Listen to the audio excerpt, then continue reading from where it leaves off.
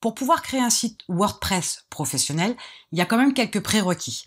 Il y a quand même des choses auxquelles vous devez réfléchir avant de vous lancer. Alors la première des choses dont vous avez besoin, c'est un nom de domaine, mais aussi un nom pour votre site WordPress.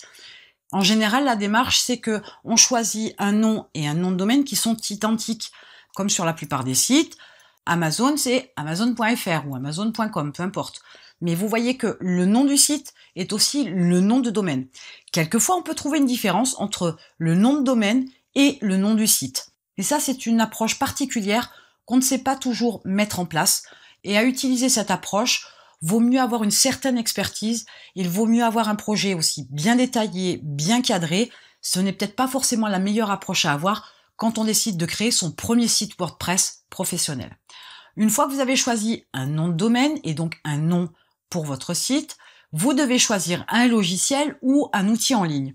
Pourquoi il y a deux possibilités? Aujourd'hui, il y a la possibilité de prendre un hébergement, de choisir un logiciel, d'installer le site avec le logiciel. Là, on est plutôt sur une solution propriétaire. Mais si vous n'avez pas de connaissances ou de compétences dans la création de sites web, malgré qu'aujourd'hui ce soit assez simplifié par rapport à il y a quelques années, ça reste quand même très compliqué. De plus, quand on a une solution propriétaire, il faut s'occuper de la maintenance, il faut s'occuper des mises à jour, il faut aussi réparer en cas de casse, il faut savoir aussi régler les problèmes de dysfonctionnement, de bugs, bref, mettre les mains dans le cambouis quand on n'est pas mécanicien, c'est pas donné à tout le monde.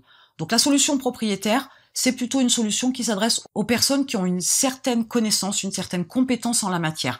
On n'est pas obligé non plus d'être un professionnel de la création de sites, pourtant un minimum s'impose quand on décide de prendre une solution propriétaire. Et si vous n'avez pas effectivement ces connaissances et compétences, ou si vraiment la technique c'est quelque chose qui ne vous intéresse absolument pas, voire qui vous fait peur, dans ce cas-là, vous prenez un outil en ligne. Aujourd'hui, il y a des plateformes en ligne qui vous permettent de créer un site en quelques clics, un site WordPress bien évidemment, sans avoir à vous préoccuper de la partie technique, sans vous compliquer la vie avec tout un tas de choses à paramétrer. En général, c'est beaucoup plus intuitif.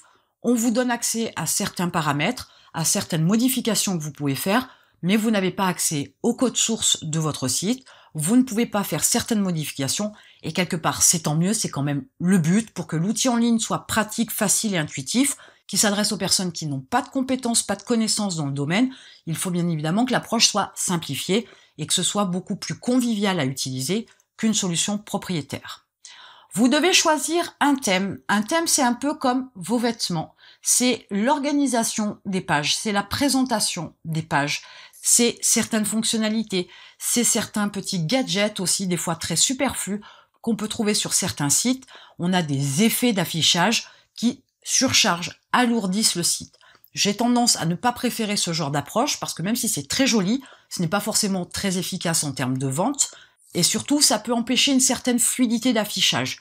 Donc préférez plutôt un thème simple, qui ait les fonctionnalités nécessaires, qui ait un affichage qui vous plaise, qui soit plutôt cohérent, pas trop compliqué non plus, ni à l'installation, ni à l'utilisation pour le visiteur, et vous serez déjà sur un thème qui est beaucoup plus agréable pour votre visiteur quand il va vouloir se déplacer dans votre site.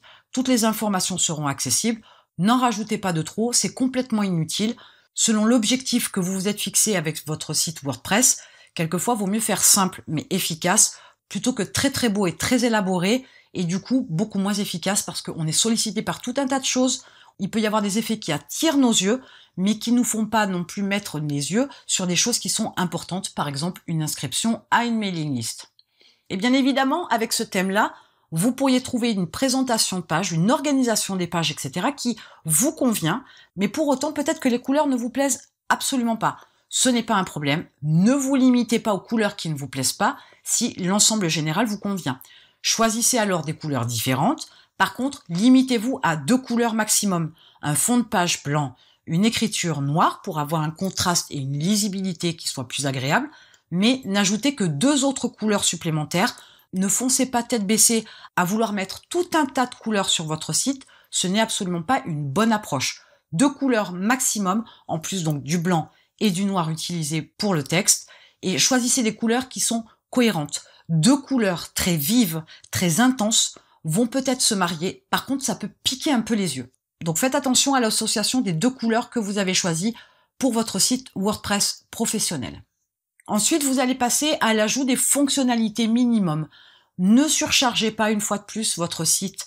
Plus il y a de fonctionnalités sur votre site WordPress, plus vous le chargez, vous le surchargez.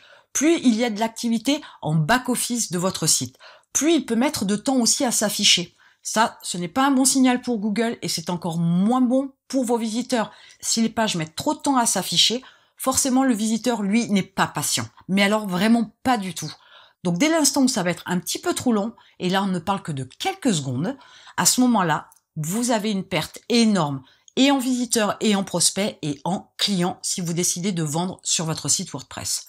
Aujourd'hui, partez du principe que sur votre site WordPress, pour qu'il soit professionnel, il ne doit y avoir que l'essentiel, que le prioritaire, que des fonctionnalités qui vont aider vos visiteurs. Ça ne doit pas être forcément des fonctionnalités qui vous plaisent à vous, ça ne doit pas forcément être des fonctionnalités qui vous arrangent à vous en tant qu'administrateur, en tant que propriétaire du site, mais ça doit être des fonctionnalités qui aident vos visiteurs. N'oubliez pas de mettre toujours l'accent en priorité au cœur de votre stratégie, au cœur de vos approches, l'humain, et l'humain c'est votre audience, c'est vos prospects, c'est vos clients. Donc ne surchargez pas de fonctionnalités inutiles qui font joli, ça ne sert strictement à rien. Enfin, pour s'assurer qu'un site WordPress sera professionnel, vous avez besoin de sécurité. Vous avez besoin d'installer des fonctionnalités qui vont protéger votre site WordPress. Il y a aussi bien d'autres choses à faire, bien d'autres actions à effectuer pour pouvoir sécuriser votre site WordPress. Mais une chose est sûre, c'est que vous devez absolument mettre des extensions pour sécuriser votre site WordPress. Ce serait quand même dommage que le petit hacker du dimanche vienne plomber votre site, tout ça avec une simple manip parce que vous avez oublié d'ajouter une extension de sécurité. Donc, s'il vous plaît, faites cet effort-là, pensez aussi à la sécurité de votre site WordPress pour pouvoir être sûr, à minima, parce que ça reste toujours à minima, jamais à 100%, mais à minima, avoir un site qui reste en ligne et qui ne se retrouve pas éclaté à chaque fois qu'un hacker décide de jeter un œil du côté de votre site. Et parler sécurité sans parler de sauvegarde, ce serait une grossière erreur de ma part, donc je vais en parler. Votre site WordPress doit être sauvegardé tous les jours. Que ce soit par un moyen ou par un autre, que ce soit par une extension ou par un script que vous allez intégrer à votre solution, vous devez absolument faire la sauvegarde de votre site tous les jours. Vous n'êtes pas à l'abri de petits malins qui vont faire exploser votre site. Vous n'êtes pas à l'abri d'un dysfonctionnement qui peut faire sauter votre site. Vous n'êtes pas à l'abri d'une erreur de manipulation qui pourrait faire exploser votre site. Donc, soyez précautionneux, soyez proactifs, pensez que tout peut arriver et mettez en place un système de sauvegarde. Et attention, les sauvegardes de votre site ne doivent absolument pas être présents sur votre hébergement.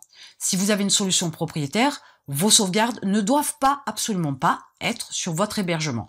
Elles doivent être stockées à l'extérieur. On ne sait jamais ce qui peut se passer dans la vie.